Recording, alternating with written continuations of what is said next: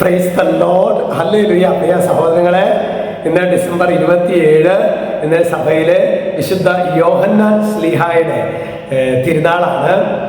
ശരിക്ക് ഈശോയുടെ ഏറ്റവും പ്രിയപ്പെട്ട ശിഷ്യൻ, അല്ലെങ്കിൽ ഈശോയെ കൂടുതൽ സ്നേഹിച്ചിരുന്ന ശിഷ്യൻ എന്നൊക്കെയാണ് യോഹന്നാൻ അറിയപ്പെടുന്നത്.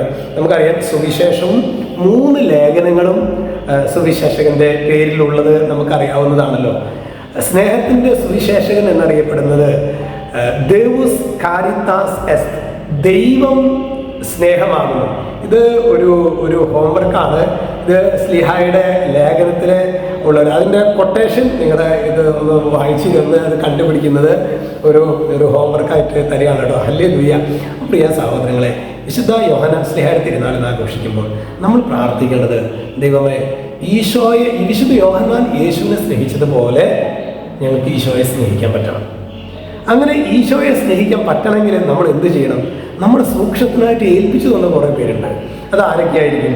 എൻ്റെ ഭർത്താവ്, എൻ്റെ ഭാര്യ, അല്ലെങ്കിൽ എൻ്റെ കൂടപ്പിറപ്പ്, എൻ്റെ മക്കള്, അയൽവാസികൾ, ഇടവകാംഗങ്ങൾ, യൂണിറ്റ് അംഗങ്ങൾ, ഇവരൊക്കെ ആയിട്ടുള്ള ബന്ധം, അതുപോലെ തന്നെ കൂടെ ജോലി ചെയ്യുന്നവർ, ഇവരൊക്കെ ആയിട്ടുള്ള എൻ്റെ ബന്ധം എപ്രകാരമാണ്? ഇവരൊക്കെ ആയിട്ട് നമ്മൾ വഴക്കും വക്കാണവും യുദ്ധവുമാണ് എങ്കിൽ അവരൊന്നും ഞാൻ സ്നേഹിക്കുന്നില്ല, പക്ഷെ ഈശോയെ ഞാൻ ഭയങ്കരമായിട്ട് സ്നേഹിക്കുകയാണെന്നാണ് നമ്മൾ പറയുന്നതെങ്കിൽ വിശുദ്ധ യോഹന്നാന്റെ ഭാഷ്യത്തിൽ അവൻ കള്ളം പറയുന്നു എന്നാണ്. കാരണം കാണപ്പെടുന്ന സഹോദരനെ സ്നേഹിക്കാതെ കാണപ്പെടാത്ത ദൈവത്തെ നിനക്ക് സ്നേഹിക്കാൻ പറ്റില്ല. സിമ്പിൾ ലോജിക്കാണ് വിശുദ്ധ യോഹന്നാനിലൂടെ ദൈവത്തിൻ്റെ പരിശുദ്ധാത്മാവ് നമുക്ക് നൽകുന്നത്.